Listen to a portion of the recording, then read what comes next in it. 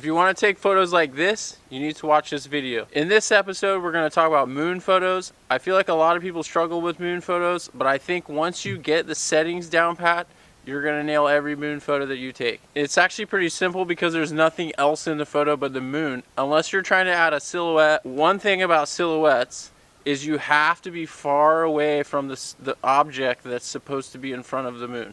If you get too close to the object and the moon is behind it, and you try to focus on the moon, it's going to blur the foreground no matter what it is if it's too close. So like in the example I showed you where the trees were on top of the mountain was very far away, so I was able to get a nice clear picture of the moon and the trees because the trees were very far away and the moon is very far away.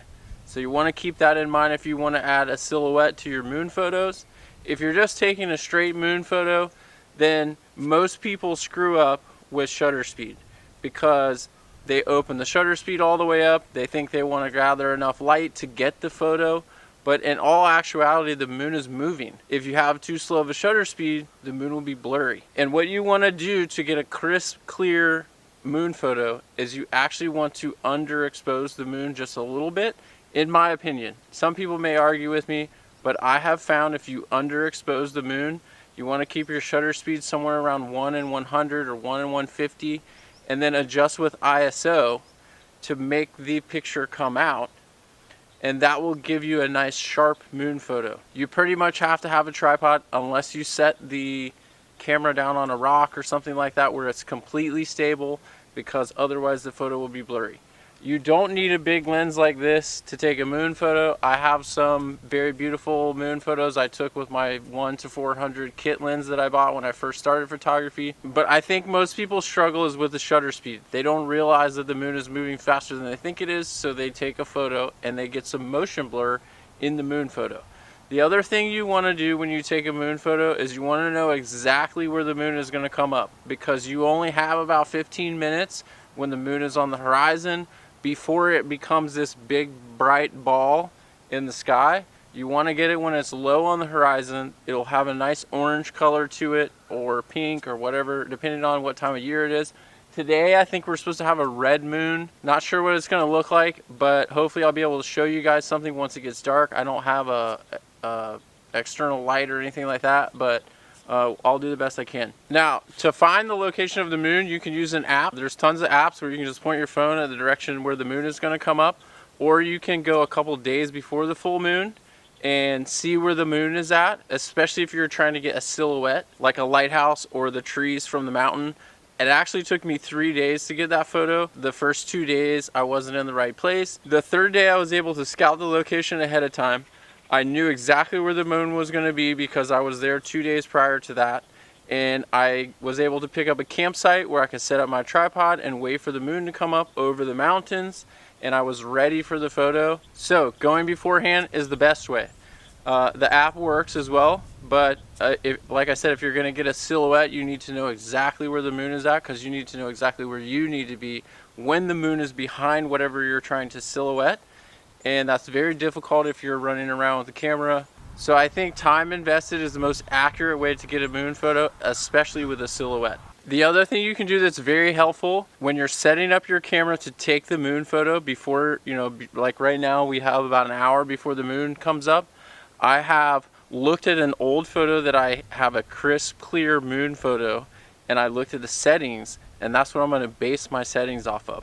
So if you don't know how to do that on an iPhone, all you do is you go up on the photo, and it has all the settings for the photo right there. In this photo, I was ISO 100, 600 millimeter, f6.3, and 1 in 100 seconds shutter speed. Like I said before, the shutter speed is a little bit higher than most people would probably expect to take a moon photo, but the moon is moving. So make sure you have enough shutter speed to get the movement of the moon and freeze it. The other thing that can be kind of tricky with moon photos is the autofocus really struggles sometimes because the light is so low. Unless the moon is bright, it has a hard time and it'll hunt in and out looking for a focus point. I have used manual mode before, which works with the moon because it's not moving very fast and it's not changing depth of field or anything like that. So you can manually focus on the moon. Once it's focused, it's done. You can also use the focus boxes. Like there's a little box on the camera on your autofocus settings where you can put the moon in that little box and it will focus on something inside of that box. It will stop looking on the outside for something to focus to, and it will give you a better shot at getting an autofocus on the moon. The other setting on your camera that you can change, typically you would shoot in servo autofocus on Canon. I'm not sure what it's called on the other brands. Servo autofocus keeps the camera looking for something to focus on. So it will search for an eyeball, it's looking for things to focus on. But if you're taking a photo of the moon, you only want to focus on the moon.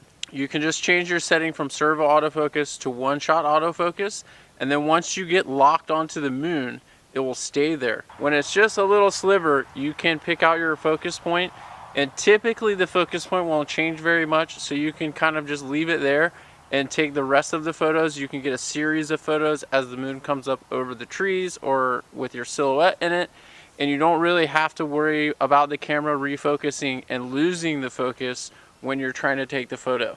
The other thing that's very important is what time the moon comes up, because the moon comes up at a different time every day, different times of year. It comes up at middle of the night, 2 a.m. So if you just grab your camera and you head out at dark, you might not be there for the moon photo. It might not even come up until after you go home. The moon is supposed to come up at 102 degrees east southeast. I know I'm old school. I'm gonna use a compass, but I want this tree right here with the moon behind it. I got my compass out and it looks like 102 is a little bit over there. So I may have to move to the left a little bit, but I don't think I'll have to go very far, maybe 10 feet or so. Once the moon starts to come up, you're gonna see the glow from it. You can kind of adjust left or right, but I'm in the general direction, I'm in the general area, so I don't have to make a big major move, and I can probably do it before the moon starts to come up. Once I see that little bit of glow on the horizon, I'll know exactly where it's going to be. Okay, see this glow right there? That means I gotta move. There it is, and I definitely was in the wrong place based off of the app information. I'm just gonna do what I can do and try to make this work. As you can see, I have my little box of autofocus. The moon is coming up right here. I wanna try to get this tree in it. The other thing that is a 100% must do is use a 2-second timer so that the camera shake stops before the photo is taken. The photo is very underexposed at this point. I'm just waiting for it to crest above the tree so I can try to get a better idea of what my settings should be.